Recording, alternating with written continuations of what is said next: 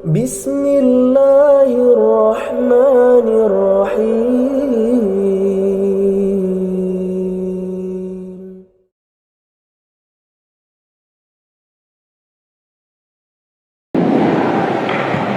Assalamualaikum warahmatullahi wabarakatuh. Innal hamdalillah nahmaduhu wa nasta'inuhu wa nastaghfiruh wa na'udzu billahi min shururi anfusina wa min sayyiati a'malina. May yahdihillahu fala mudilla lahu may yahdihillahu fala mudilla lahu wa may yudlil fala hadiya lahu. Wassalatu wassalamu ala rasulillah wa ala alihi wa ashabihi ajma'in wa man tabi'ahum bi ihsanin ila yaumiddin, amma ba'd.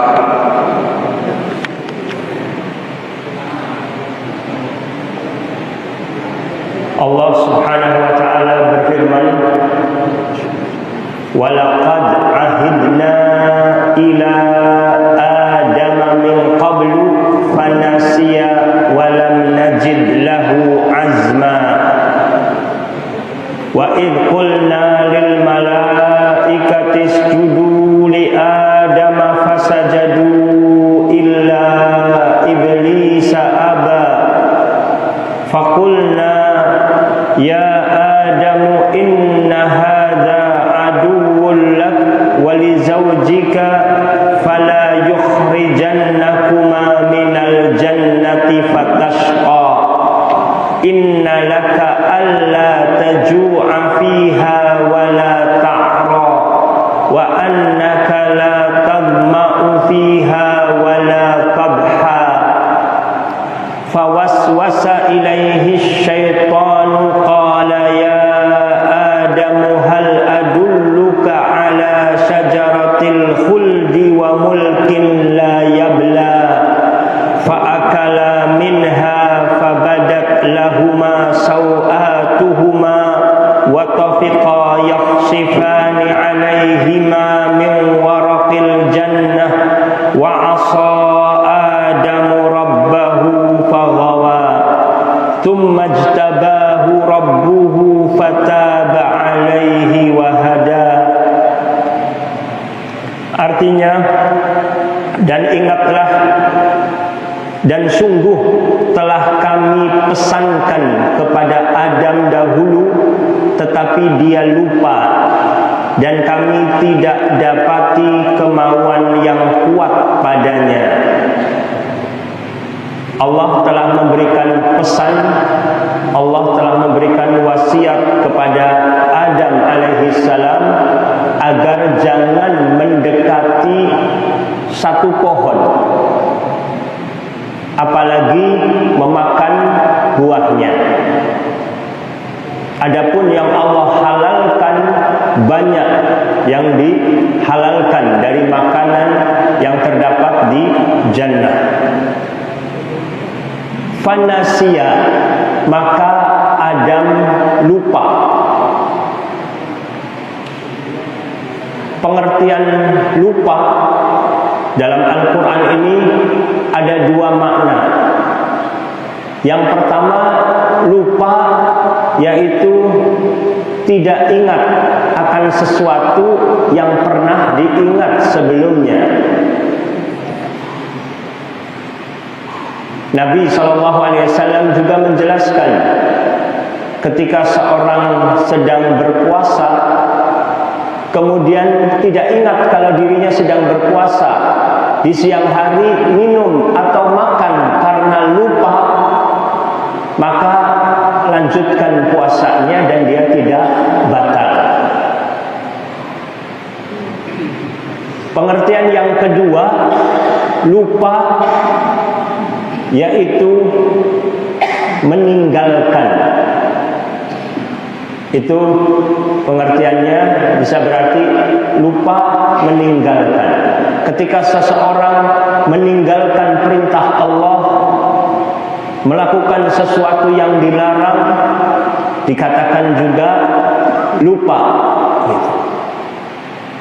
Walaupun sesungguhnya dia tahu bahwa itu dilarang atau dia diperintah.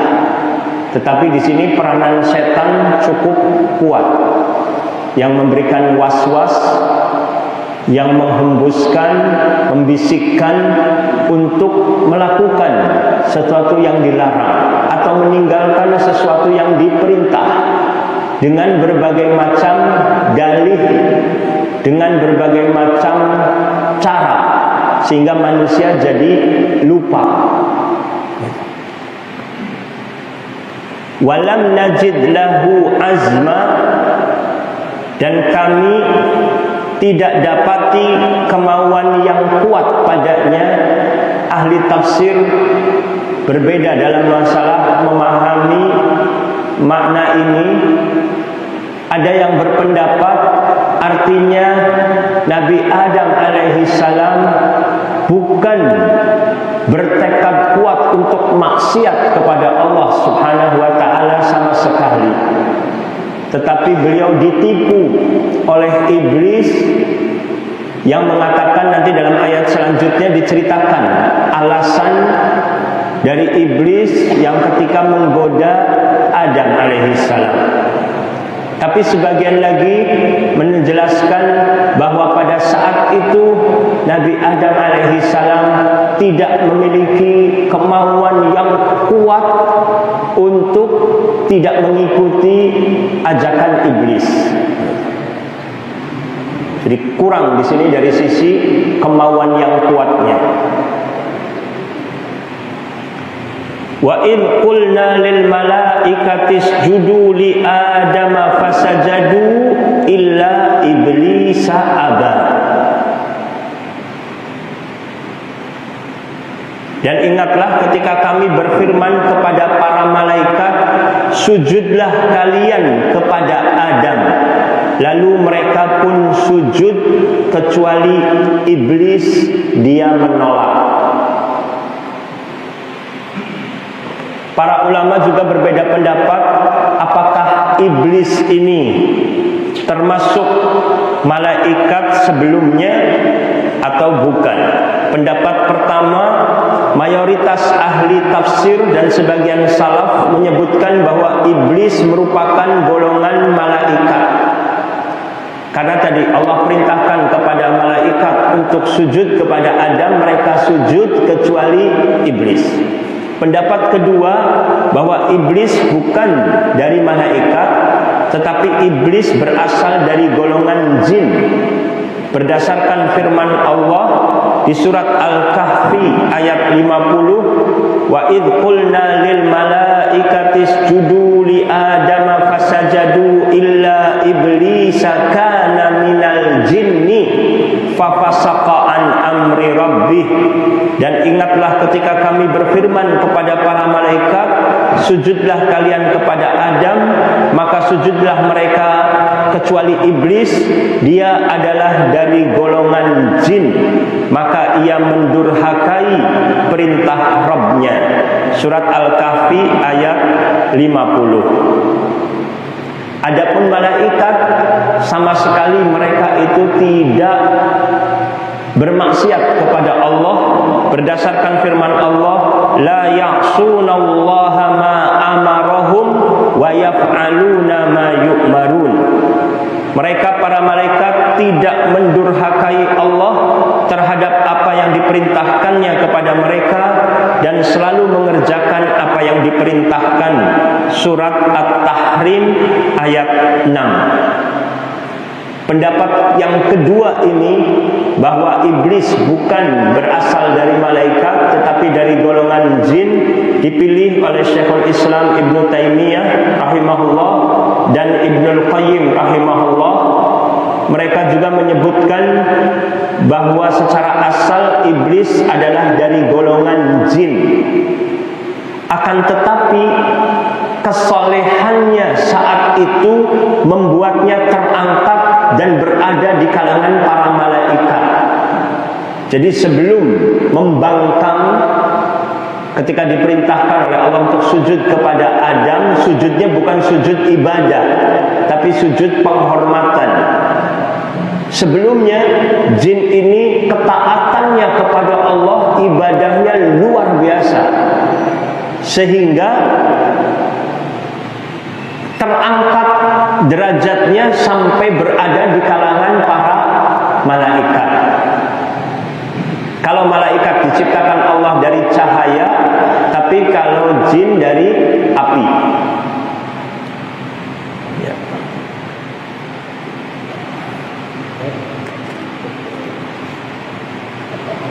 Mengapa sampai iblis menolak diperintah oleh Allah Subhanahu wa taala untuk sujud kepada Adam?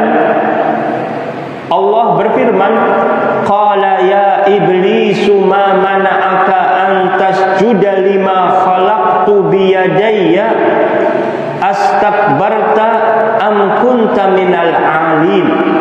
Allah berfirman, "Hai iblis, apakah yang menghalangi kamu sujud kepada apa yang telah kuciptakan dengan kedua tanganku?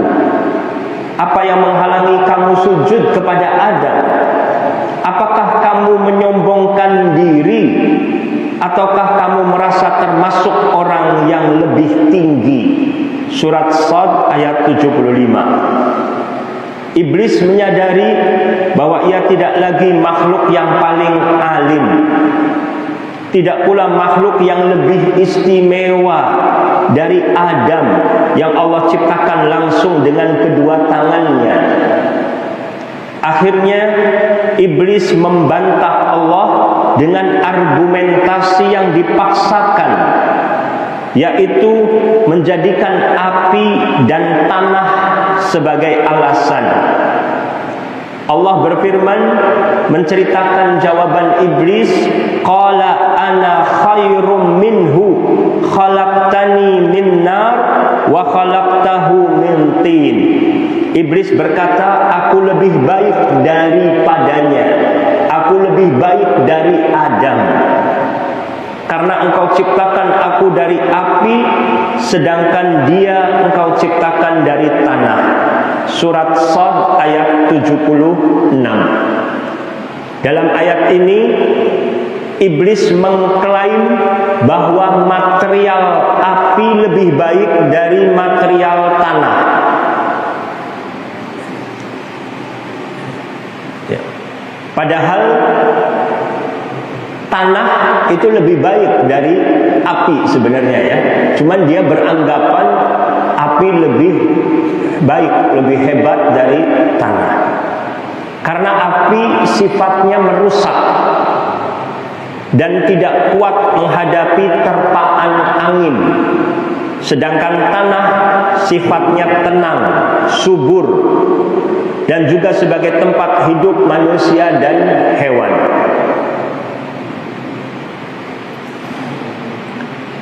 Kemudian yang kedua, untuk membantah argumentasi iblis tadi yang mengatakan diciptakan dari api, api lebih utama.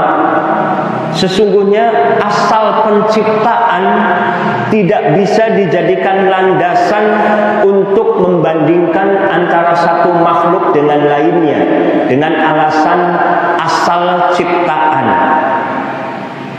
Contoh saja, putra Nabi yang bernama Kan'an, putra Nabi Nuh alaihi salam.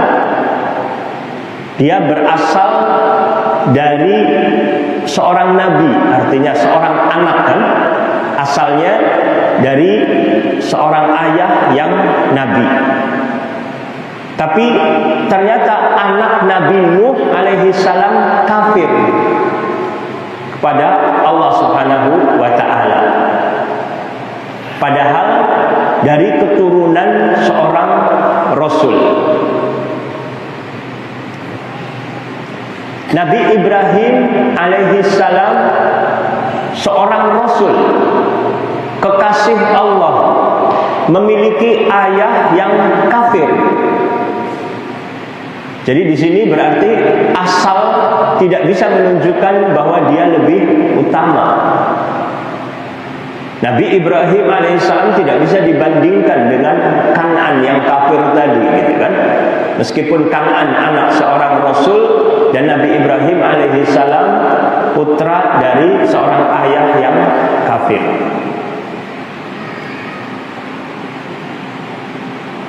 Kemudian yang ketiga, seandainya benar api itu lebih utama dari tanah, Allah perintahkan kepada iblis untuk sujud kepada Adam sebagai bentuk penghormatan, tapi dia menolak, menentang Allah.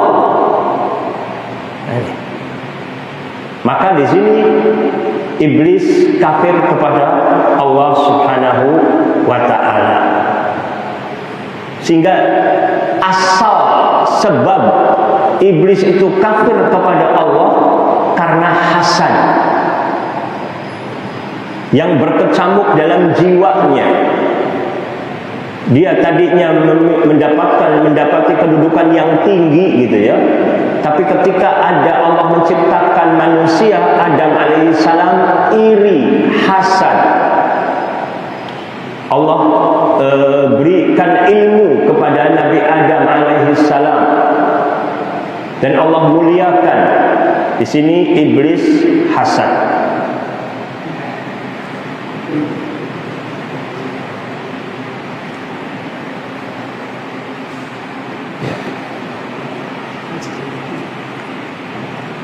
Dosa pertama yang dilakukan di alam semesta ini adalah dosa hasad. Tadi dosanya iblis. Ketika Allah juga turunkan Nabi Adam alaihissalam ke bumi juga mempunyai keturunan, ada Qabil, ada Habil, itu juga terjadi hasad juga. Sampai terjadi pembunuhan. Diakibatkan dengan sebab hasad.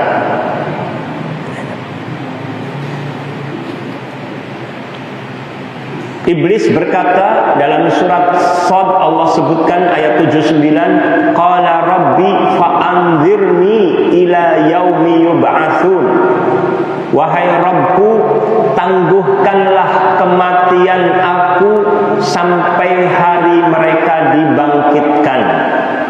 Allah menjawab, qala fa innaka minal munzirin.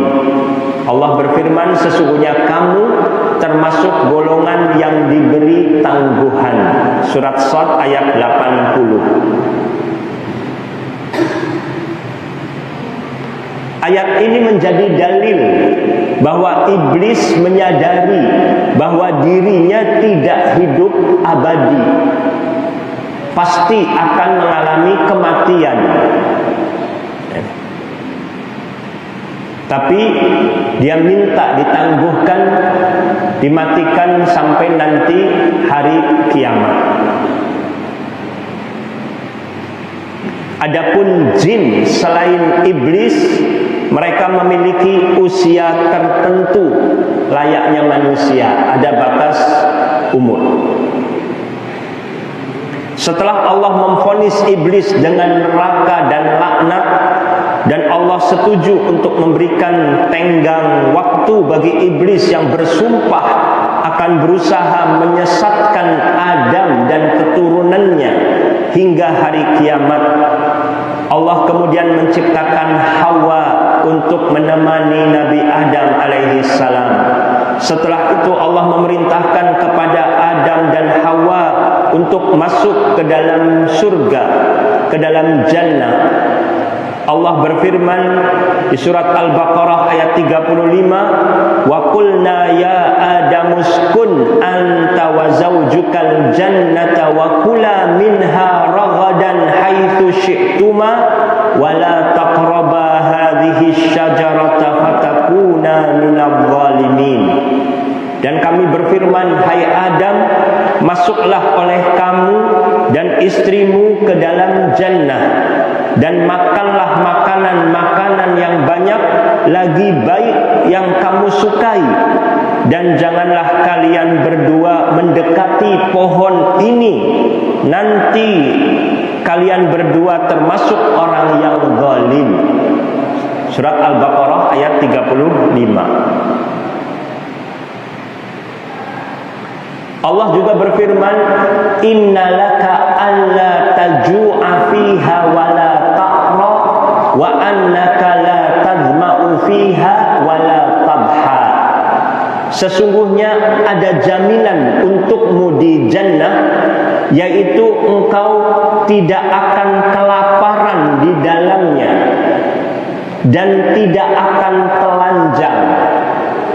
Artinya memakai pakaian. Dan sesungguhnya kamu tidak akan merasa dahaga dan tidak pula akan ditimpa panas matahari di dalamnya.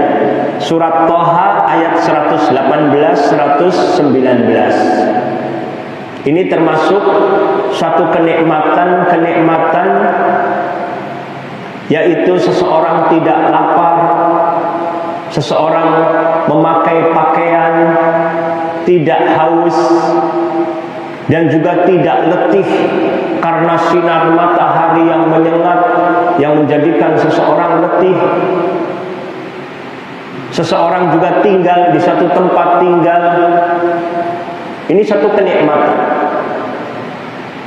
Makanya heran manusia ada yang keluar rumah tidak berpakaian.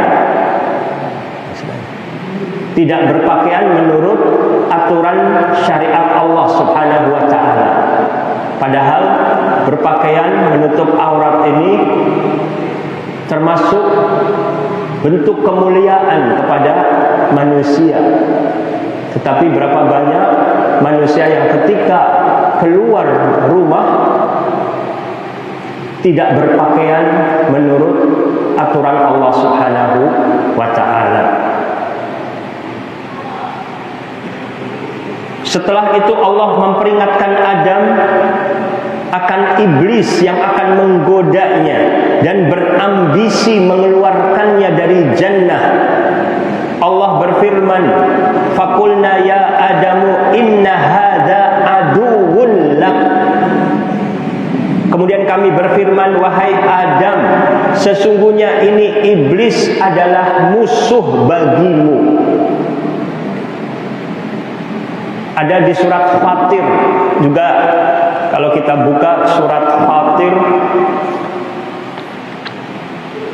sebentar, ayat ke-6.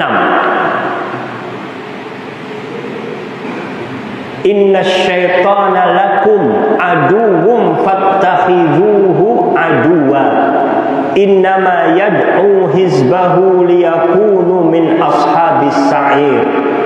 Sesungguhnya syaitan itu musuh bagi kalian, maka perlakukanlah ia sebagai musuh, karena sesungguhnya setan itu hanya mengajak golongannya agar mereka menjadi penghuni neraka yang menyala-nyala. Ini untuk manusia juga Allah memberikan peringatan, sesungguhnya setan adalah musuh bagi kalian. Ini informasi, suatu ilmu bahwa setan adalah musuh. Berapa banyak manusia yang mengetahui informasi tersebut bahwa setan adalah musuh, tetapi sedikit orang yang menjadikan setan sebagai musuh. Fattakhidhuhu aduwa, jadikanlah setan sebagai musuh. Karena tidak menjamin orang yang tahu bahwa setan itu adalah musuh menjadikan dia sebagai musuh. Karena pada prakteknya justru dia mengikuti ajakan-ajakan setan. Dia mengikuti dengan terperangkap dengan perangkap-perangkap setan. Berarti dia tidak menjadikan setan sebagai musuh. Maka perlu terus kita mendalami Al-Quran dan mengikuti tuntunan Nabi SAW, sehingga dalam praktek kehidupan kita benar-benar menjadikan setan sebagai musuh. Dan ini prakteknya tidak mudah, berperang melawan setan selama hayat di kandung badan. Contoh dalam hal-hal yang kecil saja ya, Nabi SAW melarang kita makan dan minum dengan tangan kiri. Idza akala ahadukum falyakul biyaminih. Jika salah seorang di antara kalian makanlah dengan tangan kanan. Kalau minum juga dengan tangan fa inna syaitana ya'kulu bishimalih wa yashrabu bishimalih. Karena setan makan dengan tangan kiri dan juga minum dengan tangan kiri. Di sini kita harus berbeda, menyelisihi setan.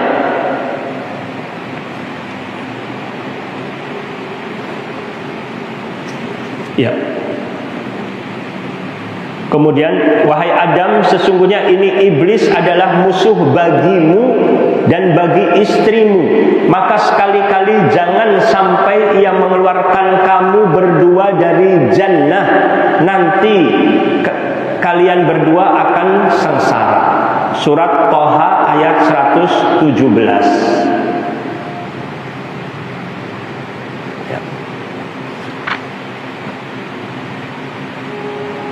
Tapi di sini setan berhasil menggoda Adam alaihissalam. Fawaswasa ilaihi syaitanu qala ya Adamu hal adulluka ala syajaratil khuldi wa mulkin la yabla. Kemudian setan membisikkan pikiran jahat kepada Adam dengan berkata, wahai Adam, maukah saya tunjukkan kepada kamu pohon keabadian dan kerajaan yang tidak akan binasa. Surat Toha ayat 120. Di sini siasat yang dilakukan iblis dalam menggoda Nabi Adam alaihissalam.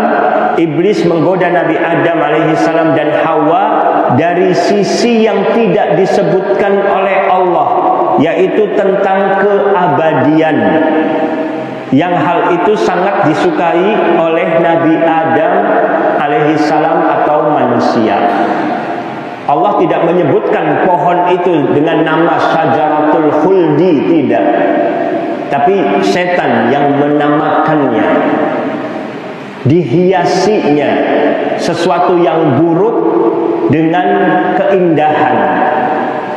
Ini termasuk perangkap-perangkap setan adalah biasa mampu menghiasi keburukan sehingga dianggap oleh manusia bahwa itu adalah suatu kebaikan. Perbuatan riba yang merupakan dosa besar dan Allah menyatakan perang kepada orang yang bertransaksi dengan riba, tapi disebutnya dengan kata bunga. Bunga sesuatu enak, yang enak didengar, bunga. Dan begitulah kepandaian setan di sini untuk memberikan nama-nama yang indah untuk sesuatu hal yang mungkar.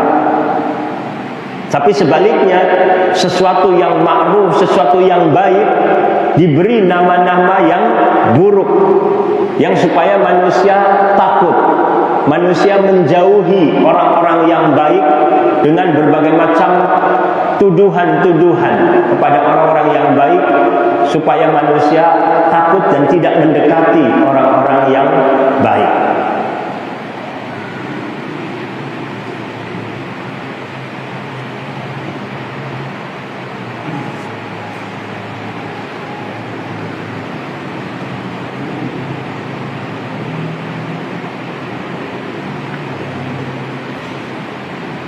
Kemudian juga di sini iblis menghiasi rayuannya ketika menggoda Nabi Adam alaihissalam dengan bersumpah dengan nama Allah.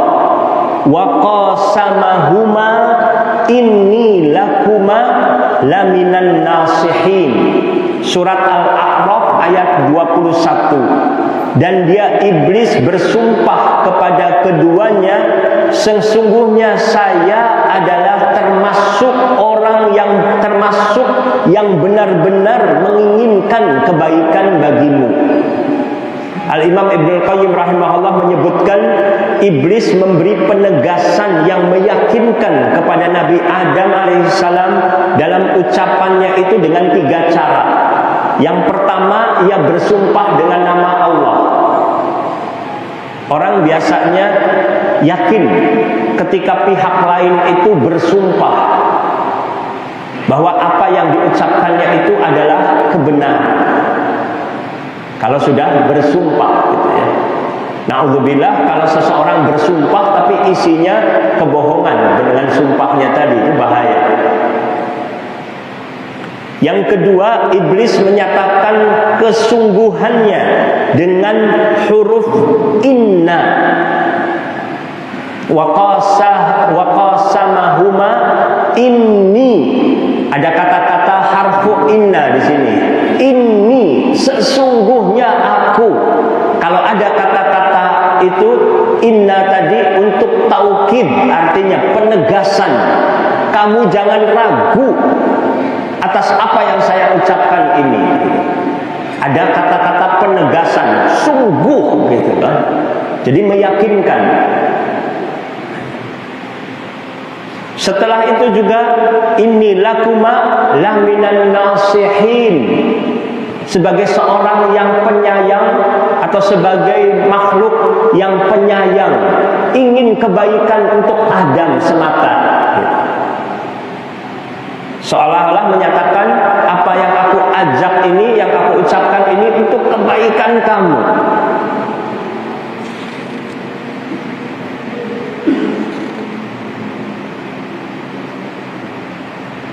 Di surat Al-A'raf ayat 20 juga Allah berfirman menyebutkan ucapan iblis ini, wa qala ma nahakuma rabbukuma an hadhihi syajarati illa an takuna malakaini aw takuna minal khalidin.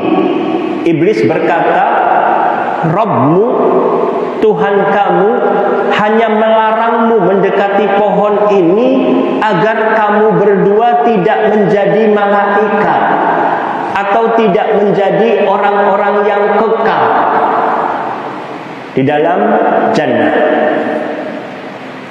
Akhirnya Nabi Adam alaihissalam berprasangka baik kepada iblis.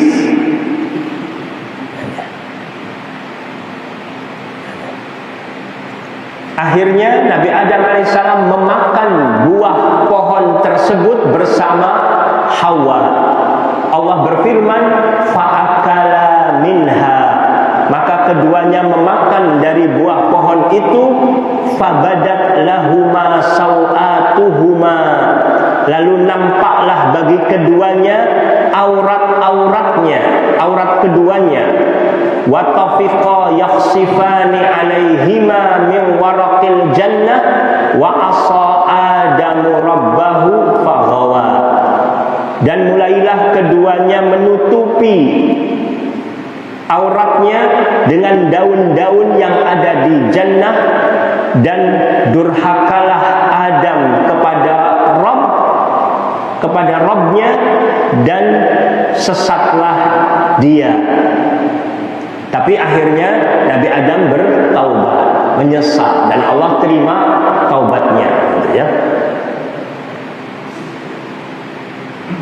Allah juga menegur Nabi Adam dan Hawa, alam anhakuma antilkuma syajarati wa aqul lakuma inna syaitana lakuma aduwwum mubin. Bukankah aku telah melarang kalian berdua dari pohon itu, dan aku telah mengatakan pada kalian berdua bahwa sesungguhnya syaitan itu adalah musuh yang nyata bagi kalian berdua.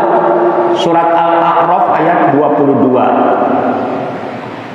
Lalu Nabi Adam menyesal dan bertaubat.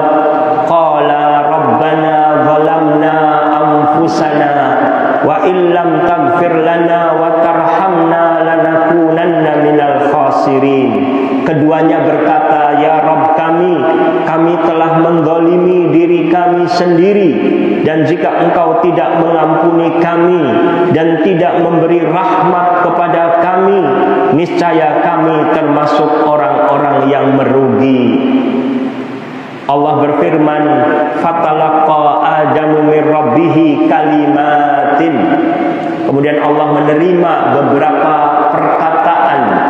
Kemudian Adam menerima beberapa perkataan dari Rabb-Nya. Surat Al-Baqarah 37. Para ulama menjelaskan maksud ayat ini, tatkala Adam bertaubat kepada Allah, belum tahu apa ucapan yang perlu diucapkan, lalu Allah mengajarkannya tentang kalimat doa Rabbana zalamna anfusana wa illam taghfir lana wa tarhamna lanakunanna minal khasirin. Tsumma ijtabahu rabbuhu fataba alaihi wa hada. Kemudian Rabb-Nya memilih Adam, maka dia menerima taubatnya dan memberinya petunjuk. Surat Thaha ayat 122. Ini kisah dari Nabi Adam alaihissalam ketika digoda oleh iblis ketika berada di jannah.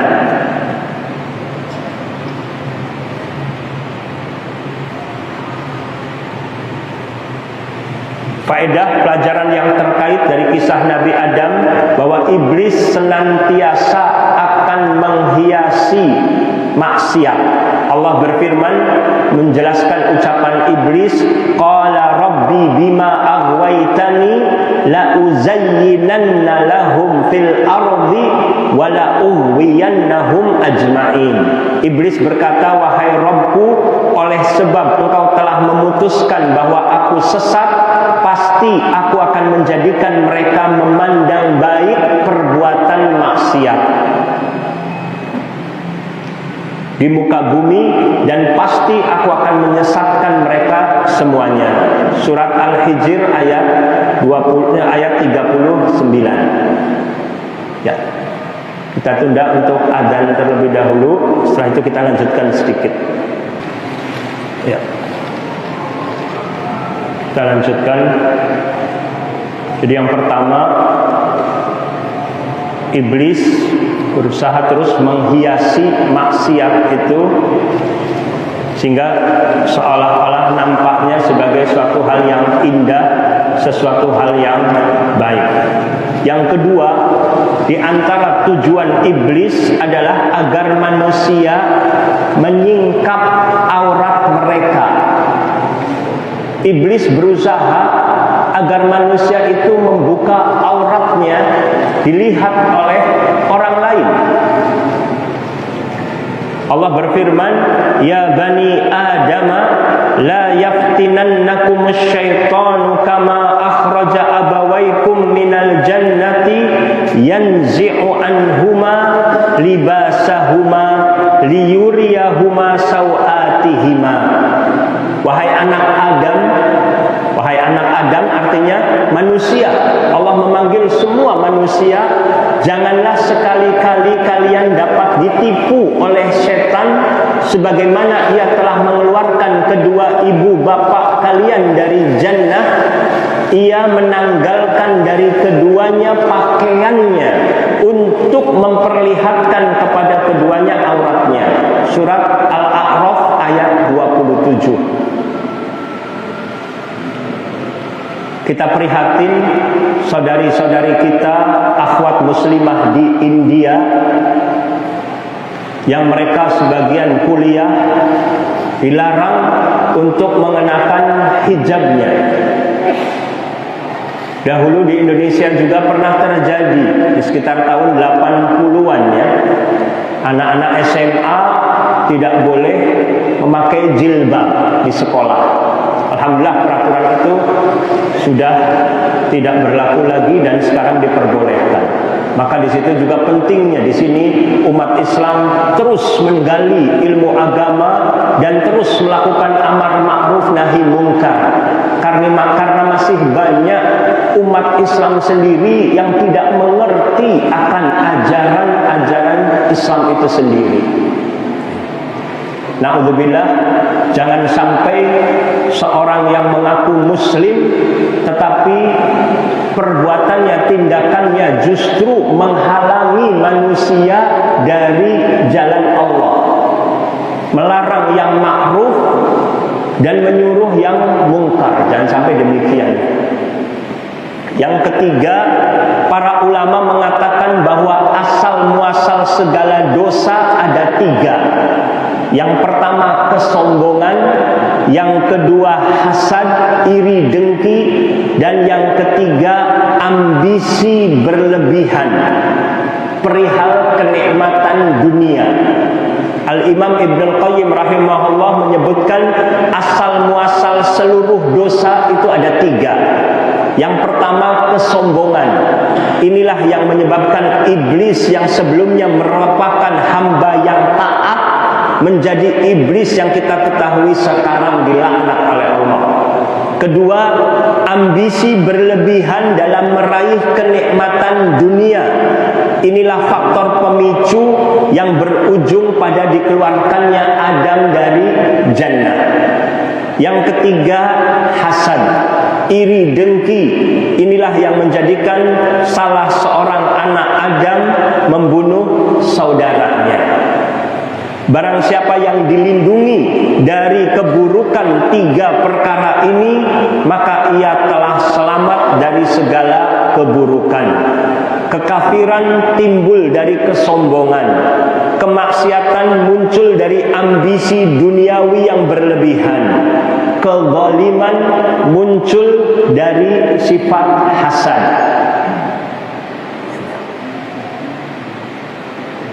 Ya. Semoga Allah Subhanahu wa taala melindungi kita semua dari sifat sombong, sifat hasad, dan juga ambisi tamak terhadap kenikmatan dunia yang menyebabkan manusia menyimpang dari jalan Allah Subhanahu wa taala. Semoga Allah menyampaikan kita semua sampai di bulan Ramadan dan bisa mengisi ibadah yang maksimal selama di bulan Ramadan, di mana setan-setan dibelenggu di bulan Ramadan tersebut. Kesempatan bagi kita untuk terus meningkatkan kualitas iman dan takwa. Semoga Allah juga melindungi kita semua dari perangkap-perangkap setan yang terkutuk dan memudahkan kita untuk menjalani ketaatan-ketaatan dan menggapai ridha Allah Subhanahu wa taala, menjadikan kita tetap istiqomah sampai akhir hayat, dan agar Allah wafatkan kita dalam keadaan husnul khatimah. Allahumma amin. Wa sallallahu ala nabiyyina Muhammad wa ala alihi wa sahbihi wasallam, wa akhiru da'wana alhamdulillahi rabbil alamin. Assalamualaikum warahmatullahi wabarakatuh.